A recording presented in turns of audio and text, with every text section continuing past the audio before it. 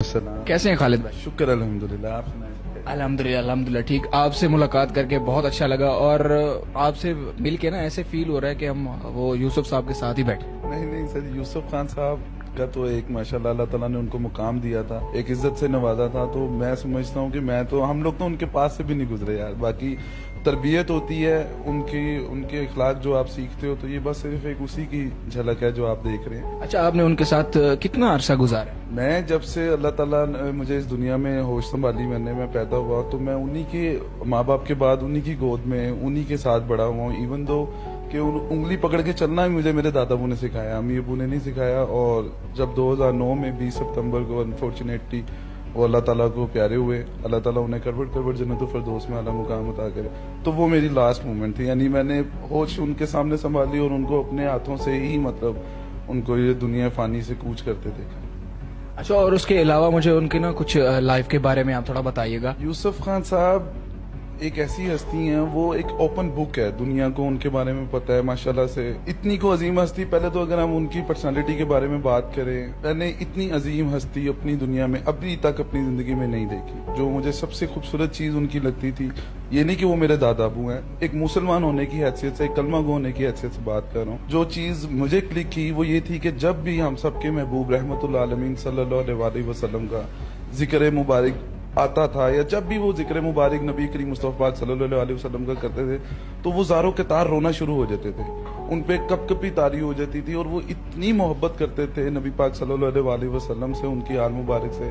ऐसी मोहब्बत मैंने नहीं देखी कि आप किसी अवार्ड शो में हैं, आप किसी गैदरिंग में हैं, जहाँ पे जिक्र नबी करीम मुस्तफा पाक सल्लल्लाहु अलैहि वसल्लम आया, वो बंदा ज़ारों के तार रोना शुरू हो गया। और मेरे ख्याल से यही कुछ रीजंस थी जो उनकी इज्जत का सबब बनी, कि वो अल्लाह के महबूब से मोहब्बत करते थे, या फिर अल्लाह कहता था मेरे महबूब से मोहब्बत करते हो, मैं तुमसे मोहब्बत करूंगा। तो वो एक बहुत ही अग्रेसिव, गुस्से वाले, लेकिन इंतहाई असूल पसंद, नफीस बंदा, जिसने कभी किसी की कोई दिल आजारी नहीं की, कभी किसी की कोई हक तलफी नहीं की, हमेशा अल्लाह और अल्लाह के रसूल की बताए हुए अहकामात के मुताबिक अपनी जिंदगी गुजारने की कोशिश। मुझे ये बताइएगा आप कि कभी आप उनके साथ शूटिंग पे गए थे? कौन सी मूवी थी वो, जब अगर कोई गए भी थे आप? शूटिंग्स पे बेसिकली उन्होंने ना हम लोगों को, दादा अबू के जो बड़े थे, बुजुर्ग थे हमारे, पर दादा मेरे बैरियर टेटा थे फ्रॉम ऑक्सफोर्ड यूनिवर्सिटी विद कायदे आज़म मोहम्मद अली जिन्ना।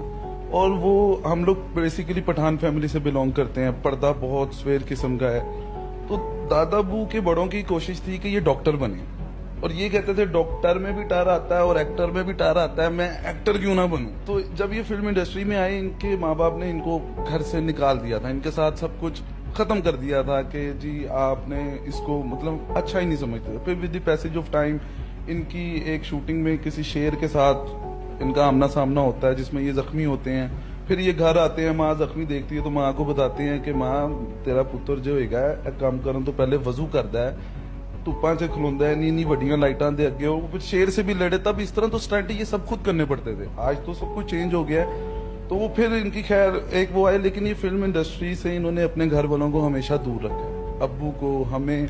लेकिन हम, क्योंकि एक वो कहते हैं ना, दादे पोते का रिश्ता एक अजीम रिश्ता होता है, इस जैसा रिश्ता कोई नहीं होता। तो हम रो धो के उनके साथ चले भी जाते थे। तो कई मूवीज की शूटिंग्स पे, बुढ़ा गुजर हो गया, अराइंदा खड़ाक, दादा बदमाश, कई शूटिंग्स पे उनके साथ हम गए हैं। अच्छा, अभी आपने बात की है कि उनके घर वाले जो थे, मतलब जो उनके आबा अजदाद थे, उनके बड़े जो थे, उन्होंने बोला कि आपने फिल्म इंडस्ट्री में जाना है तो आप घर से चले जाएं, व्हाट्सएट्रा जिस तरह भी था।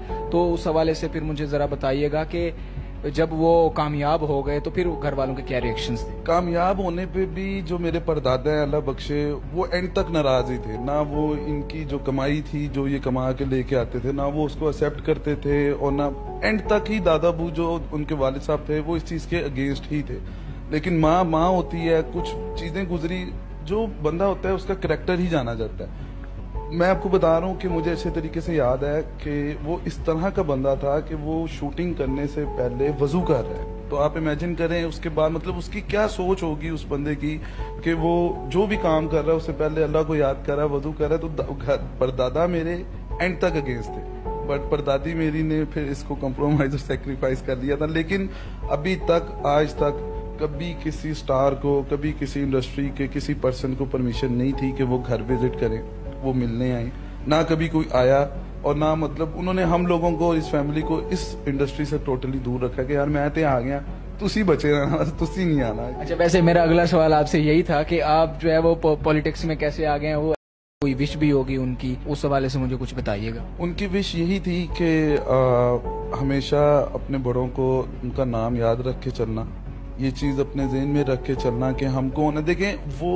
अब अगर लोगों को जो देखने वाले हैं काफ़ी हद तक दुनिया को उनके बारे में पता है वो किस तरह के इंसान थे, तो उनकी कोशिश यही थी कि यार इस तरह की ज़िंदगी गुजारना कि फ़ख्र से कह सको कि हम मुसलमान हैं, अपने दीन की किसी तरह खिदमत करने की कोशिश करना, लोगों की खिदमत करने की कोशिश करना।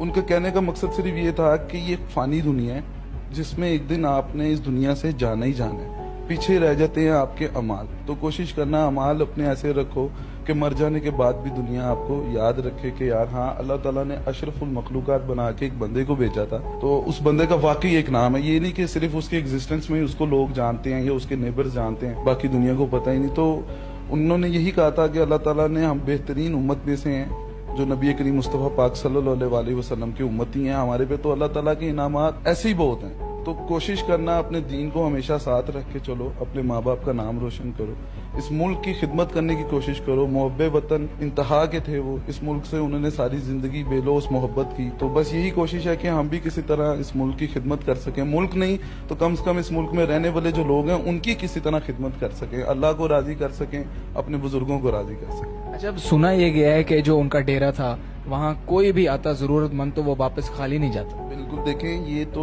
सीधी सी बात है, हमारा दीन, हमारा अल्लाह और जो हमारे बेहतरीन हजरत उमर फारूक सहाबा इकराम रज़ी तआला अन्हु हैं, उनके बारे में कहा जाता है और उनका फरमान है कि मुसलमान के घर कुत्ता भी आए तो वो खाली पेट नहीं जाना चाहिए। अगर इंसान कोई आ जाए और वो नबी करीम मुस्तफ़ा पाक सल्लल्लाहु अलैहि वसल्लम को उम्मती और कलमा को, तो आप उसको कैसे खाली हाथ वापस भेज सकते हैं?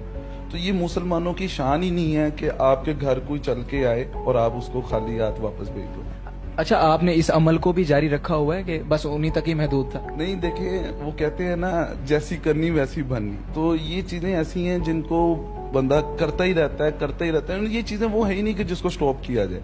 बड़ों से ये सीखा और इंशाल्लाह क़यामत मेरी तो ये ख्वाहिश होगी कि आगे अल्लाह ताला हमारी औलादों को भी इस काबिल करे कि वो लोगों के और नबी करीम मुस्तफ़ा पाक सल्लल्लाहु अलैहि वसल्लम के उम्मतियों के काम आ सके। बैनर्स देखें आपके